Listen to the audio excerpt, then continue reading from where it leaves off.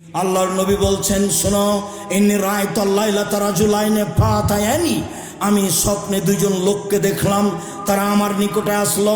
ফাখাজা বেয়াদাইয়া, তারা আমার দুই হাতকে ধরে নিল, দুই হাত ধরে নিয়ে আমাকে বাইতুল মুকাদ্দাসের দিকে টেনে নিয়ে যাচ্ছে। ফাআতাইনাল রাজুলিন, হঠাৎ একটা লোকের পাশে চলে আসলাম। লোকটি বসে আছে। অরাজুলুন কায়েমুন, একটা লোক পাশে দাঁড়িয়ে আছে। অফিয়াদিহি কালবুন মিন হাদিদিন, তার হাতে রয়েছে লোহার বাঁকা লাঠি। ফা ইদখিলুহু ফি সিদকিহি, লোহার বাঁকা লাঠি তার মুখের ডান পার্শ্ব দিয়ে ঢুকে দিচ্ছে, ঢুকে চিরে ফেলছে। হাত্তা ইয়াবলুগা কাফাহু, চিরে পিছন দিকে নিয়ে যাচ্ছে। ওয়া ফলো বিসিদকিহিল আখার, মুখের অপর সাইডও এইভাবে চিরে ফেলছে। ওয়াইউদু সিদকুহু কামা কানা, বাম দিক চিরতে না চিরতেই মুখের ডান দিক আবার ঠিক হয়ে যাচ্ছে। ফায়াউদু ফায়াফালু মিসলাহু, আবার ডান দিকে আসছে, মুখ চিরে ফেলছে। আমি বললাম, মা হাজা, একই দৃশ্য। কালা তারা দুইজন বলেন, ইনতালেক, চলতে থাকেন। ফান্তালাক না, কিছু না বলে চলতে থাকলাম। ফাতাইনাল রাজুলিন মুস্তাজিনাল কাফাহু, আস্তে আস্তে হঠাৎ একটা লোকের পাশে চলে আসলাম। দেখি লোকটা চিত হয়ে শুয়ে আছে, পাশে একটা লোক দাঁড়িয়ে আছে, তার হাতে একটা পাথর রয়েছে। ইয়াস্তাখবি রাসাহু, পাথর দিয়ে মারছে তার মাথার উপরে। ফাতাদাদা হাল হাজারো ফান্তালাকে লিয়াখুজহু, মাথায় লেগে মাথা ভেঙে চৌচির হয়ে যাচ্ছে, পাথর ছিটকে দূরে চলে যাচ্ছে। ওই লোকটি পাথর আনতে যাচ্ছে, পাথর আনতে না আনতেই মাথা ঠিক হয়ে যাচ্ছে, আবার মারছে। দৃশ্য দেখে আমি বললাম, মা হাজা, একই দৃশ্য। তারা দুইজন বললেন, ইনতালেক, চলতে থাকেন। ফান্তালাক না, কিছু না বলে চলতে থাকলাম। চলতে চলতে ফাতাইনাল লাগবিন মিসলিত তান্নুরে, চলে আসলাম একটা চুলার পাশে। আলাহু জায়কুন আসফালাহু ওয়াসে, যেই চুলার উপর দিক সংকীর্ণ, নিচের দিক প্রশস্ত। তন্দুরি রুটি যেই চুলাতে বানাই সেই চুলার মতো। দেখি চুলার ভিতরে কিছু মানুষ রয়েছে। তাতাহুন্নার, তার ভিতরে আগুন জ্বলছে। ফাইজা ইরতাফাউ, যখন আগুন জোরে জ্বলে উঠছে, ভিতরে যা কিছু আছে সব উপরে চলে যাচ্ছে। ফাইজা খামাদাত রাজাউ মা ফিহা, আর যখন আগুন একটু কমে যাচ্ছে, ওই যা উপরে উঠেছিল তা নিচে চলে যাচ্ছে। উপরে উঠার সময় মনে হচ্ছে বের হয়ে পড়ে যাবে। ফিহারে জ্বালনে সানোরাতুন, তাতে দেখি মহিলা এবং পুরুষ উলঙ্গ অবস্থায় জমা ধরে আছে। আগুন জোরে জ্বললে ধাঁধা ধাঁধা করে উপরে চলে যাচ্ছে জমা অবস্থায়। পরনে কোনো কাপড় নেই। আগুন কমে গেলে আবার নিচের দিকে চলে যাচ্ছে। আমি বললাম, একই। তারা দুইজন বলে, ইনতালেক, চলতে থাকেন। ফান্তালাক না, কিছু না বলে চলতে থাকলাম। চলতে চলতে চলে আসলাম আতালা নাহার মিন দামিন, একটা রক্তের নদীর পাশে। দেখি নদীতে শুধু রক্ত, অন্য কিছু নেই। নদীতে পানি নেই। নদীর পাশে একটা লোক দাঁড়িয়ে আছে, নদীর মাঝামাঝিতে একটা লোক আছে। কুল্লামা আরাদা এখরোজা, যতবার লোকটা নদী থেকে উঠে যাওয়ার চেষ্টা করছে, পাশে যে লোকটা আছে তার হাতে একটা পাথর আছে, মারছে মুখের ওপরে। মায়ের কারণে লোকটা আবার নদীর মাঝামাঝিতে চলে যাচ্ছে। যতবার উঠার ইচ্ছা করে ততবারই তার মুখের ওপরে পাথর মেরে তাকে রক্তের নদীর মাঝামাঝিতে করে দেয়। আমি বললাম, এ কি? তারা দুইজন বললেন, চলতে থাকেন। চলতে থাকলাম, কিছু না বলে চলে আসলাম একটা সবুজ বাগানের কাছে। বিশাল বাগান, গাছপালা খুব সবুজ। দেখি সেখানে একটা অনেক বড় গাছ, গাছের পাশে একজন বৃদ্ধ মানুষ বসে আছেন, তার সামনে কতগুলি বাচ্চা ছেলে আছে। একটু দূরে একজন লোক আছে। অফিয়াদিহি কাল্লুবুন নারা, তার হাতে একটা লোহার বাঁকা লাঠি রয়েছে।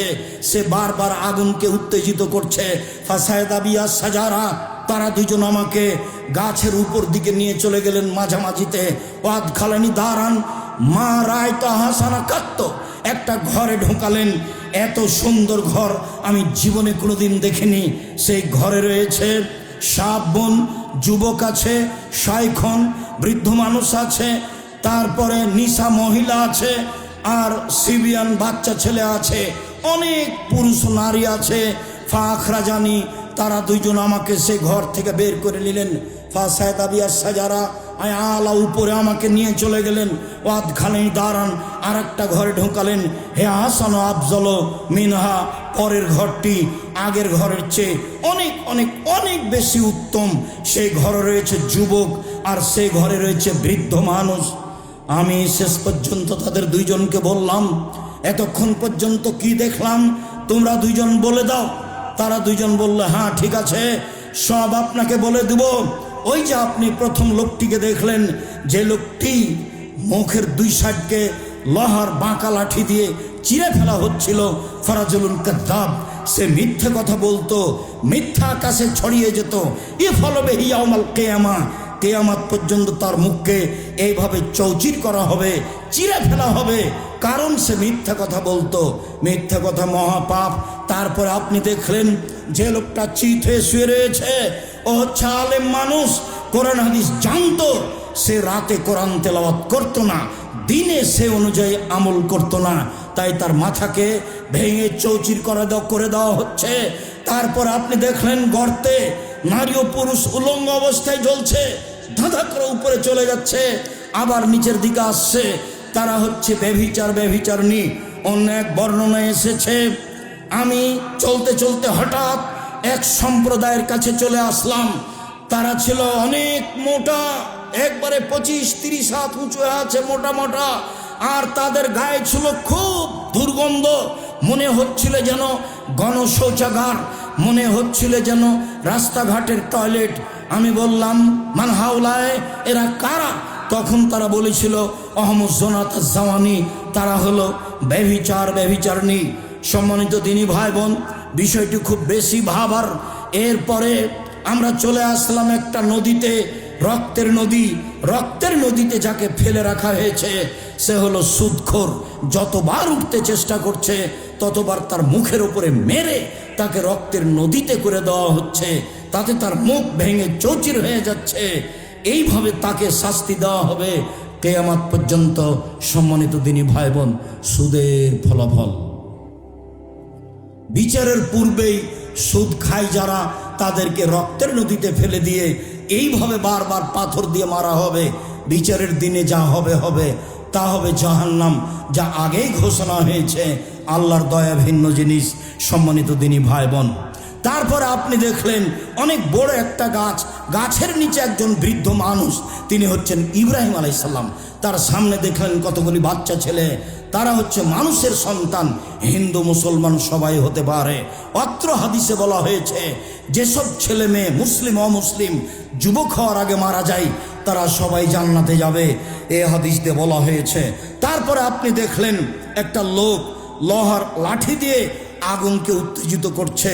তিনি হলেন জাহান্নামের মালিক, তিনি জাহান্নামের আগুনকে উত্তেজিত করছে।